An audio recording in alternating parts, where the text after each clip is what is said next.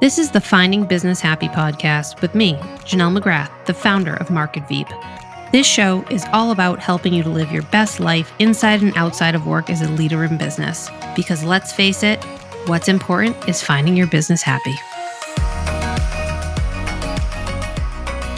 Thanks so much today for listening into the Finding Business Happy podcast. Today, I am excited to talk about our guest, Dan Fantasia of Treeline, who is a sales recruiting organization. And I'm excited to hear some of his insights into the trends in the market right now and geek out all things sales. Hey, good, Janelle. How are you? Good, How are things going today? Thanks for having me, by the way. Yeah, of course. I love hearing your sales intel. So I get all the good stuff from you. Yeah.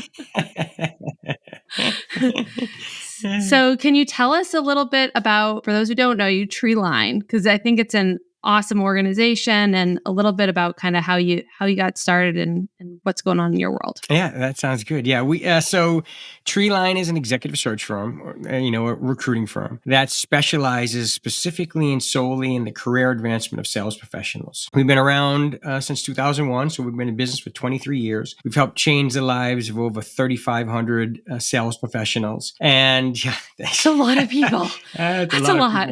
The small arena. That's just a small arena. I know.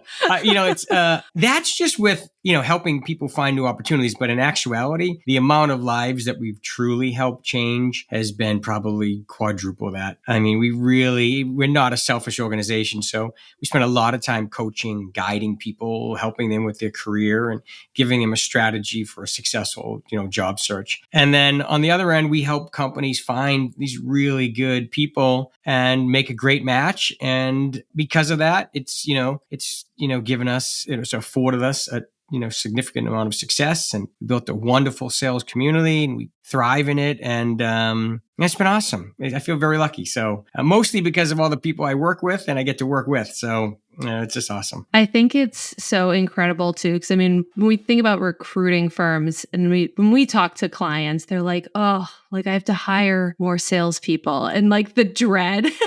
They're like, where do I start? How do I go about it? And, I think salespeople get such a bad rap. I love them dearly because I think that they're such amazing humans and just kind, and like they're so people centric, but they do sometimes get a bad rap. And I think it's great to have your organization so focused just on that one segment. What are some of the pains that you've been able to solve? Or like, what are some of the common things that you hear when clients come to you and trying to hire a salesperson? Yeah. First off, you're right. There can be a really negative, because at some point in your life, everyone's had a uncomfortable experience with a salesperson. And so they never really want to be that door person. knocking at dinner time.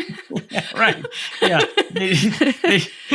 They don't want that experience again, So it is, it's so true. But, when you're talking about some of your firms, some of the challenges that companies have or mistakes that they make when they're recruiting is sometimes they're lacking leadership and direction. So as a result, a CEO might say, we need to hire, and they think we just need to hire a talented salesperson. And the salesperson comes in and says, I really want this job. And so they start selling on, how great they are. And the company's selling on how great they are. And they make a match and they make a decision to move forward, but it's a bad match. And it's because there's been no strategy or leadership behind hiring the right person for your organization. And sometimes companies just think, I just need to hire a salesperson, and the salesperson will generate revenue and will grow and will double. And then they fail. And then they hire the next salesperson and they fail again. And it's mostly because they haven't taken the time to slow down a little bit to work on the business and understand exactly what they need from a sales professional. Who's the audience they're selling to? What is the sales cycle? Or what is the sales size? Are they transactional in nature? Or are they strategic in nature? There's so many different characteristics that align with different sales personalities. And you want to make sure you align the right characteristics to the right sales personalities so that when they join the organization, and they can help you grow the organization. I think you have such a good point too. They treat it like a magic wand. Like, we need to raise the bottom line, so we just need to hire any salesperson, as opposed to aligning that culture fit. we've had people come in, we were talking about the other day how, they'll talk about, I need to hire this person. I'm so excited. He's such a nice guy. And then you start asking, okay, what kind of sales did they come from before? And they're like, well, he wasn't really in sales. He was in a completely different industry.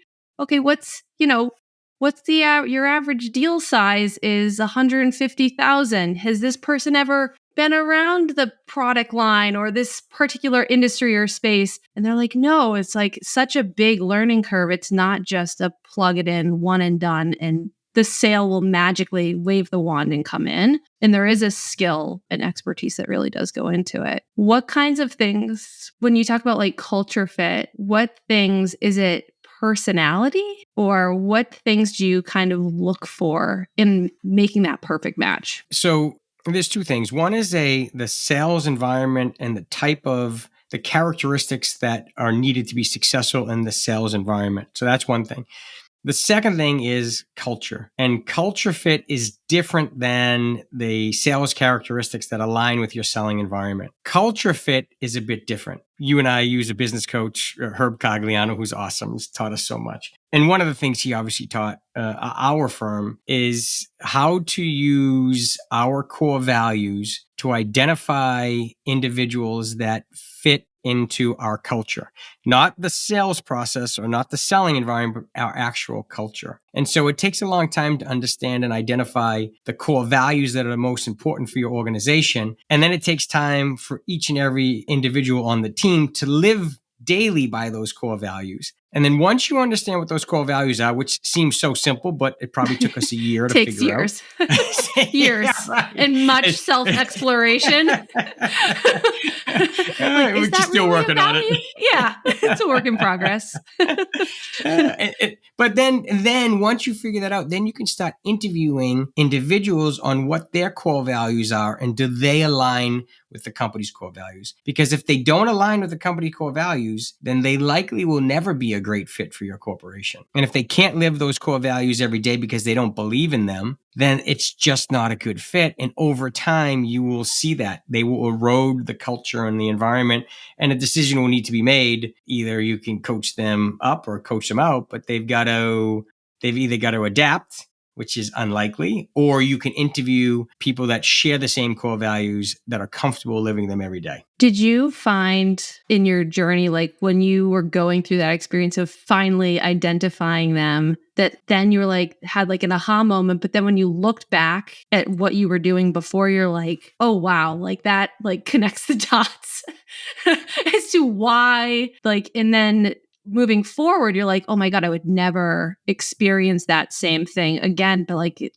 makes sense. I'll be honest, it was a battle to figure internally, myself, team, everything, to figure out what our core values were and how important they are to us. And at the time, it just seemed like an exercise. But now that I see how critical it is to our success, as painful as it was, I look back now and feel so foolish it seems so simple, but I feel so foolish for not figuring it out earlier. I mean, we've been in business for 23 years, right? We've been in the sales recruiting market for 23 years, and probably 19 of them, I didn't even understand that piece. And we've always had a wonderful culture. We've always been a best place to work, both here locally in Boston by the BBJ, usually ranked number 1, 2, or 3, and nationally by Inc. magazine. But the core values really helped us assess our team. It helped us coach them. If we knew they believed in the core values before they started and they were struggling with the core value, like grit, or one of our core values is grit.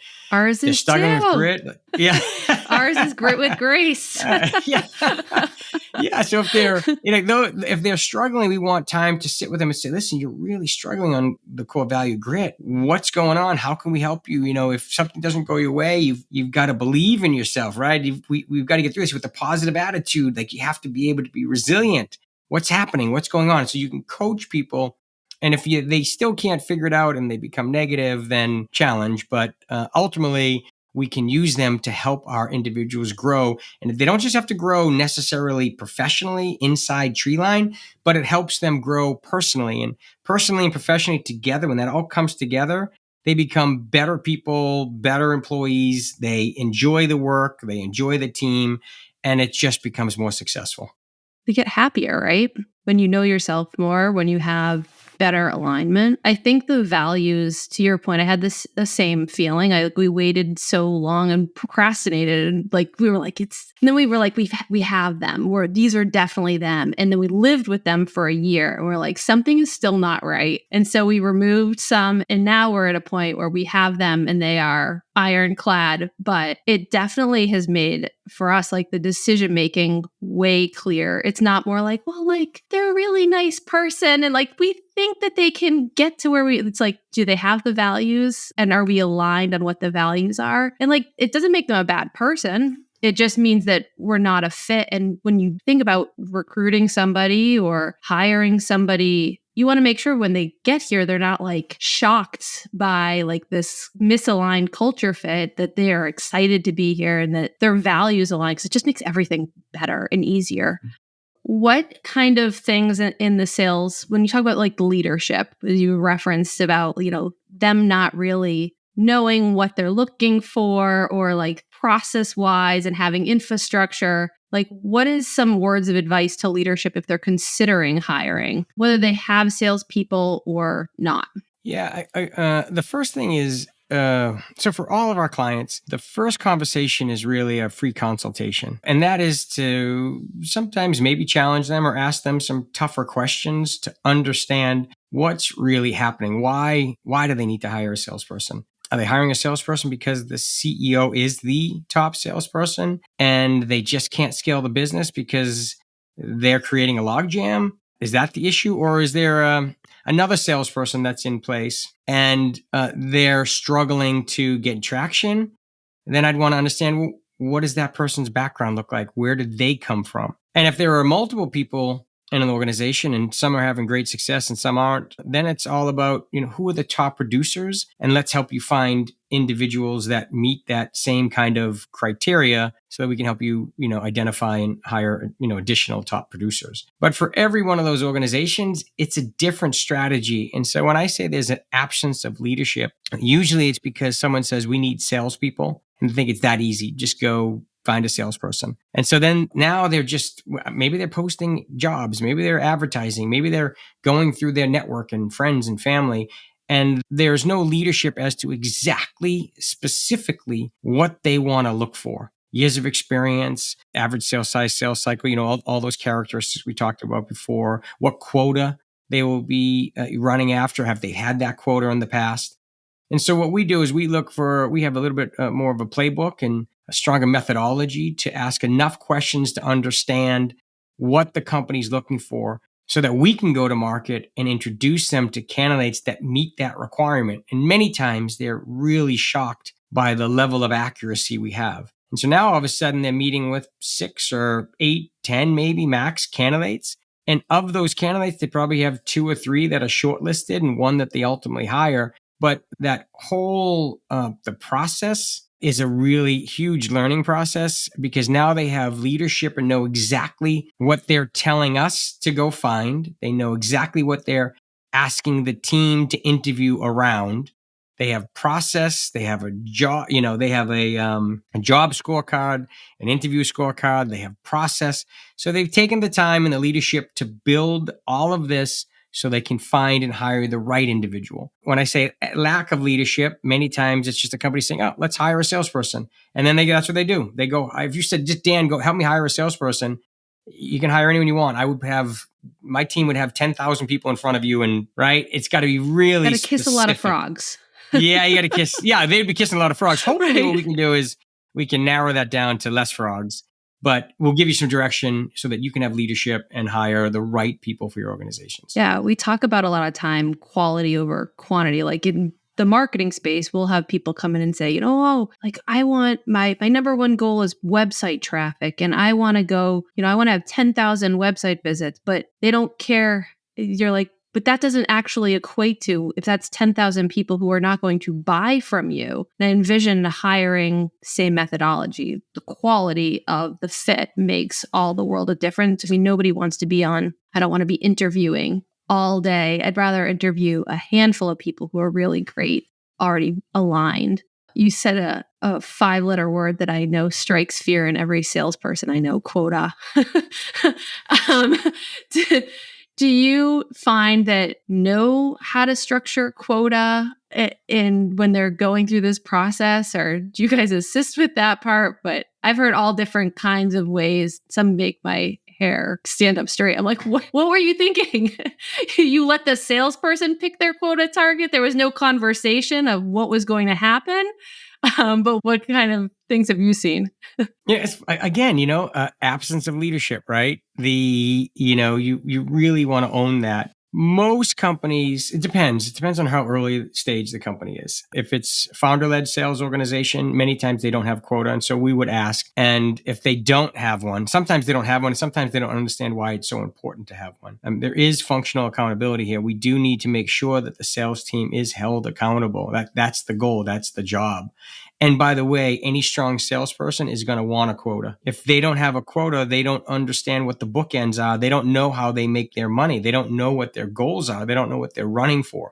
Any strong salesperson, likely they will turn down an opportunity if they don't have a quota because it won't make sense to them. They say, what are we running for? What's the goal? Where's the company headed? So most companies have a goal and a quota, and it's based on it's based on, again, your sales cycle, your sales process, your sales model. Basically, what is the average deal size? What's the average sales cycle? So if it's an average deal size is $100,000 and it takes 30 days to close, and it takes, I don't know how much outreach it takes to get one prospect, to get one demo, to get one deal closed. But by running the math, you can figure out what you think a salesperson will close in their first month, second month, in 12 months.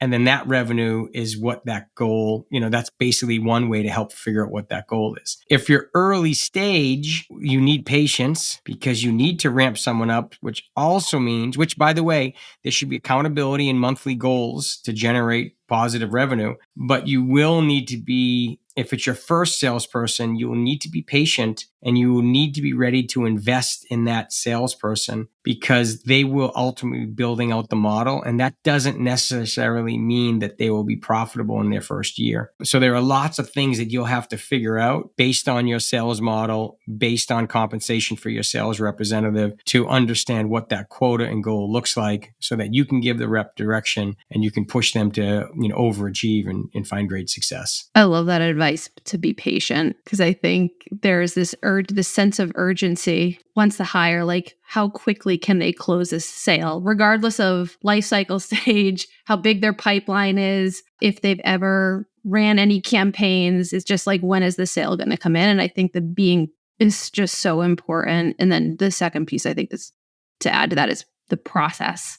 Helping define that, being involved with leadership in the process development, because we'll see people say, okay, we hired this this person, they're going to build out our whole sales process tool. Say, how's that going? And they'll say, we haven't seen it. We haven't had any conversations about it, but we're going to talk about it in a month. We're like, but how have you had, this is a brand new person to your organization. How are they going to define your offering, messaging, tone, voice in your sales process and all the enablement collateral, having been at the company more than, a week? So it really does make such a big difference.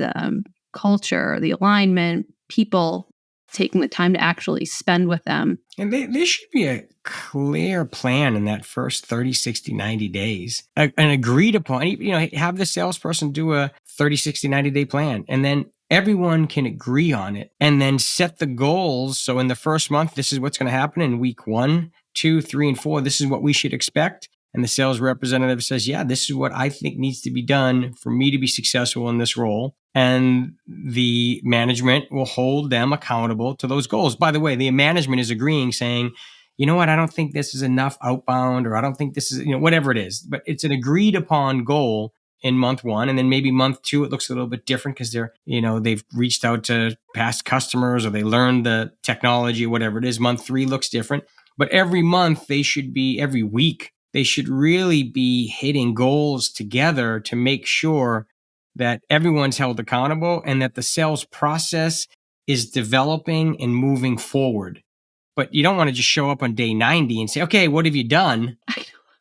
Terrifying. It's too late. I mean, you're 1 quarter into the year. It's so late. You've already lost now that, so. I think it's a good exercise too, because I see a lot of times that leadership, they're good at holding different departments accountable, but for some reason there's this disconnect on the sales side. I don't know if it's sometimes a lack of understanding of the actions that need to lead up in their particular close, but I think that shared accountability is something that, again, I think it just from the start, as opposed to trying to instill it 30, 60, or 90 days out, it's like trying to put the genie back in the bottle. It's not possible to kind of capture that ground back. And they've already built habits. This is like a collaborative process if you're just getting started. Like I said, we're really talking about early stage or founder-led sales organizations at this point, but there's a different strategy for every stage of an organization. In this instance, for founder-led sales organizations, it has to be somewhat collaborative, learning together as you go, because the new sales rep they don't know enough about, and the owner might not know enough about building actual sales process. So you will need to be collaborative and figuring things out. What do you think is a reasonable amount of time? So somebody, let's say, who's been in sales 3 to 5 years is aligned in terms of size of sales, and let's say they have a good culture and skill fit to when they first start. What do you think is a reasonable amount of time for that, range-wise, for a leader to expect to see? It all depends on what traction is. I mean, if they consider traction to be revenue, like closed deals, I'd want to understand how long it takes to close a deal. Like, is it a 9-month process? Is it $1 million deal? Or is it a one call close and a $10,000 deal? So you'd have to learn more about what that looks like. But every step of the way, there should be progress, right? Like small wins. I think you and I have talked about this before, or if not, I think we're on the same page. But it's small wins. What are the small wins? So it takes 500 emails to get one person to say yes, I'm interested, to get to a demo. That's a win. What was the content in the email? What was right? Like it's those small wins. Okay, I understand what the content works. All right, so this content works. I'll use this again, and this is the audience I sold to. It's a lot of data. It's a lot of learning. Usually hasn't done that yet. And the reason why they haven't built a sales process is because they're the founder. They have a network. They have connections.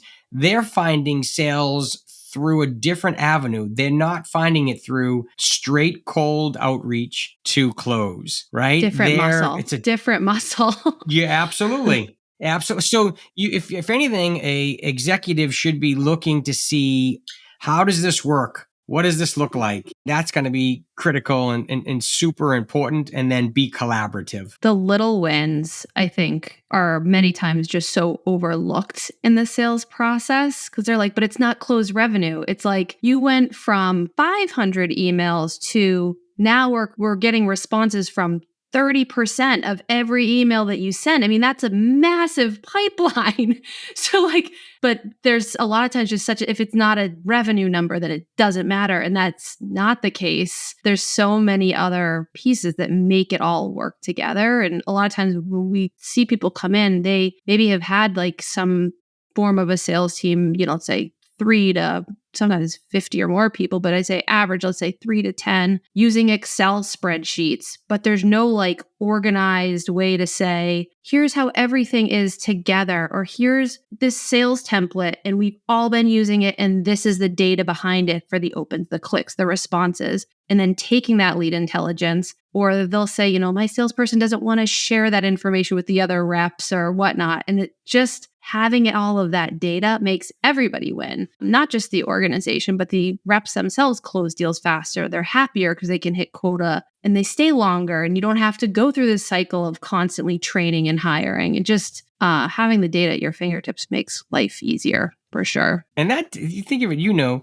right? That takes months. You look back on the first quarter, we're always tracking data because sales is always shifting. And if you don't have kind of a finger on the pulse and you're not managing that all the time, you can lose it quickly. And so to be accurate and effective, you have to be prepared to pivot and change and move based on economic conditions or the market or whatever. But you do need that data, and you constantly go back to it to make sure you are pointed in the right direction. You said trends in the market. I'm sure you must get asked some version of this question. I know I get asked it probably 10 times a day, and it gives me hives. But like, how is AI affecting sales? AI is like it still needs a human. In my opinion, it still needs a human. It's AI is not going to close, a $500,000 deal in a couple clicks. But I'd love your perspective. Yeah, I think. Yeah. There are stats, and I don't have them with me, but there is. I forget. It's a relatively high percentage of individuals that regret the decision. So on a low sales size that you can purchase on your own without a sales representative, I forget the percentage, and I'll misquote it, but there's a large percentage of buyers that regret their purchase when they have not talked to a sales representative. And the idea is, I think, and sales has changed a lot. It has changed a lot, right? We've been in business for 23 years. It's changed a lot since we first started. And so now it's more around information and data and really helping a client find a good fit. I know personally, and I think you're probably the same, when we're talking to a prospective customer, if they're not a good fit, right? If they don't fit our core customer or ICP, we'll tell them that it's probably not a good fit. It's just not they're not right for our organization. And we don't want to take on a client if we can't deliver, because it hurts both parties. So I think a lot of companies are trying to, help make a good buying decision. And so if your sales team is doing the work for the right reasons, then I think it's critical to have I think it's important to have some type of interaction. I don't think AI can do it alone. I know in our business, AI can never replace, because we spend so much time with every one of our candidates to identify and understand those personality traits that you can't see on a resume. Like it's a lot of heavy lifting. We turn over a lot of Can't rocks. see its body language in a resume, Right. It's tone. I mean, there's so many things you can't pick up. So for us, and one of the reasons why we add so much value is we interview a ton of people, and we have to, because in sales, you need to understand these personality traits, or I can't recommend a one-dimensional resume to a client. I recommend a person for different things they've done and experiences they've had in their life and in their career that make them a good match for your organization. So you just can't do it without a personal connection and without a conversation. Agreed. I think the openness in those conversations, to your point, we definitely similar in that we turn people away. We've always been of the mindset, like, if we're not a good fit, we'll point you in the right direction. But this last year, we actually took it one step further and use and have anybody who, before they actually have a meeting, fill this scorecard out. And it helps us align on things like budget, goals, timelines, internal infrastructure, all things that we found make somebody successful. And that was a game changer, because I think sometimes people will say certain things but mean something else. And when it's really on the paper, then we can actually have a conversation around, well, why did you put this? Or how did you come to this particular goal? Or, what is the driver of this action? And point them in a better direction if we're not a fit. Because to your point, it just causes everybody heartache, time, energy, investment into the relationship, that they're better suited someplace else. And the world is a big place in terms of sales. So there's plenty of, deals to be had. Just help people when you see that you're not the right fit. Don't just close the deal for the sake of closing the deal. One thing I wanted to ask you about was the Stevie Award. I am not super familiar with it, but Herb and I had talked about it a long time ago, and I had said, I saw it, Dan had won this, but like, I'd love to know what prompted you do it, win it, like all the good stuff. Yeah, I think it's not just the Stevie Awards. I suppose there are some awards that have caught our attention, right? Stevie Awards is part of the American business, matter of fact, I have it behind me. But let's see it. Is it right there? Let's see it in all its glory. It's one of them. Yeah, this one. It's so heavy. I'm picturing like the Stanley Cup being wheeled in. It doesn't. Big. It's so heavy. Yeah, so that one I think was for best executive. If it was something that some kind of award that we thought was credible and we were attracted to, we figured we would we would try. I think we like, well, I guess we all like awards, but the awards that we're most proud of are the best places to work. Those are, for us, like those are awesome. Like they're great because we've won a lot of them. We continue to push and promote just a really positive, work environment. And that's I think the big accomplishments. Those are the ones we're the most proud I of. agree. That one had been on my bucket list for the longest time. And last year we got on the list and I was like, this is like the best feeling ever.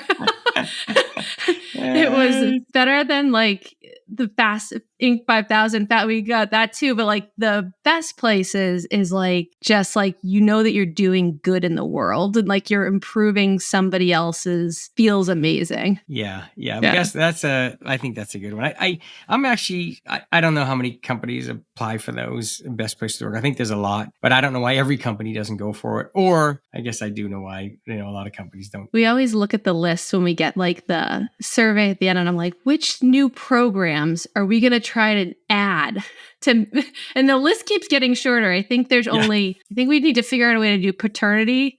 But other than that, we have, I think last year or 2 years ago, we did the 401k matching. So we're slowly getting to that full list, but that's like the bar in my mind of like, if we can check them all, then we've done something good. Oh my gosh. One more question here. So in terms of like, you talked a lot about company culture, and I know Herb talks about it a lot with us too, and how important it is. And we have, it's why I started this whole organization, because I was sure that I'd never wanted employees ever again, which I look back and think is comical now, because it wasn't having employees that was making me originally unhappy. It was just the wrong fit teammates. And so really going through that journey. But I think about company culture in sales process. So how do you think that influences? So they're, at the organization, but that organization doesn't have a formal company culture program or anything like that. Like, how do you think culture influences that? Hugely. Sales is tough. Sometimes from the outside, it might not seem it because you only see not the grind. So if you're not in sales and you see salespeople celebrating, you need those celebrations keep trudging forward, right? Because there is a tremendous amount of grind and it wears people down. So the strongest sales environments, they don't necessarily, hopefully they have a strong compensation plan, but they might not have the best compensation plan in the industry. But what they do have to retain their top talent is a strong positive culture, a culture of belief that believes in them, believes in what they're doing, knows how hard it is, how mentally exhausting sales is when you're looking at, right? It's rejection. There's a lot of rejection all day, over and over. Yeah, over and over, over and over. It beats people up, and things go wrong, and deals fall apart, and there's all kinds of things that happen. So positive, reinforcing environments that help lift people up are important. And it's not just the sales environment, it's the entire corporate environment. If you want a company to grow, you need to support the sales efforts, because more revenue helps grow, the organization. And so positive, enterprise-wide, a positive support system to support all of the employees, including the sales representatives, knowing how difficult the job is critical to sustaining and keeping top sales professionals. 1000% agree. I think culture, a lot of times when we talk to businesses, they'll be like, what do you guys do? What's your company culture like? And they're like, oh, like once a year we have an annual dinner. I'm like, but what about like the weeks and the months in between the annual dinner? And so a lot of them are like, well, we don't have budget for company culture. Like that's just what tech startups do. Like Google's riding around in like bicycles on campus. And it's like, that's not what culture is about. And I think it does infuse people with that energy, because there is, I can't tell you the amount of salespeople I talk to and they're like, I am exhausted and I get no appreciation and there's no rah. And then you see that person go to another organization and they are thriving and they are just so much happier and they're able to do a better job because they're mentally in a better headspace from having that support system. But yeah, company culture isn't just about lunches, and it really isn't. You don't need a budget. You can do it. Sales reps can compete with each other. Fun things. The loser has to wash someone's car by hand, whatever. Like little things, small things, or it could be like silly things. And by the way, creating the culture shouldn't be the only responsibility of the executive team. That would make me believe that this executive team is not asking the sales team what's important to them. What do they think would be fun? I mean, it could be simple. The entire team could chip in to buy a person lunch. It could be for bragging rights. It could be for something silly, some kind of silly plastic gold chain. I guess we the did point Legos. is, yeah. All right. Our whole team got Legos, and we built Legos together. Yeah, right. Like it could be any. So if you're only thinking about tech and big budget for trips and stuff like that, you're missing the point. The big thing would be ask the team, what do they want to do? What would be fun for them, right? And it could be their own little challenges. It could be team challenges. Two coworkers against, pair people up. It could be all kinds of things for bragging rights or parking spots or. Well, that's a very good list. Yeah. I'm going to have to put that in the resources section. Yeah, we do a high five of the month. So everybody nominates the team and it lives in our project management tool, and they align to a value for what value they're nominating for and what situation. Then at the end of the month, we draw a random number, and that winner, we send them some swag. But then we have a teammate who actually makes up a song on the spot, gets in costume, has a guitar, a ukulele, some instrument usually, and sings a song about how awesome this person is. It is like watching a brand new teammate on that particular call. If I could just record their facial reaction, is amazing. They like lose their mind. They're like, what is happening right now? But again, it builds that like synergy of like, we're just all going to be silly and be whoever, we are, and that's okay. Yeah, I love that. But culture works for sure. What do you think finding business happy means to you? I think finding business happy to me is, personally, it's living everyone living a good work-life balance. And that can be really challenging. For me personally, and even for, I think, a lot of the people on my team, but living good work-life balance, because when you're happy at home, you're happy at work. And when you're happy at work, you're happier at home. So I think that's the key. And that's hard. That can be hard to do. Yeah, you get so it wrapped flows. Up in both. It ebbs and flows, right? Like there's this cycle of where they need to intersect and where you want space, but it definitely makes a world of difference. Well, I will make sure to drop a bunch of resources in the resources section of the podcast for you, Dan, for your LinkedIn and all about Treeline. But thank you so much for joining and sharing all your insights. It's been a pleasure. Yeah, thanks for having me, Janelle. That was great. Thank you so much. And talk to you next time. Thank you, everyone, for listening. Thank you for listening to Finding Business Happy with me, Janelle McGrath, the founder of Market Veep. If you want a roadmap to finding and keeping your business happy, download our free guide now at marketveep.com/happy.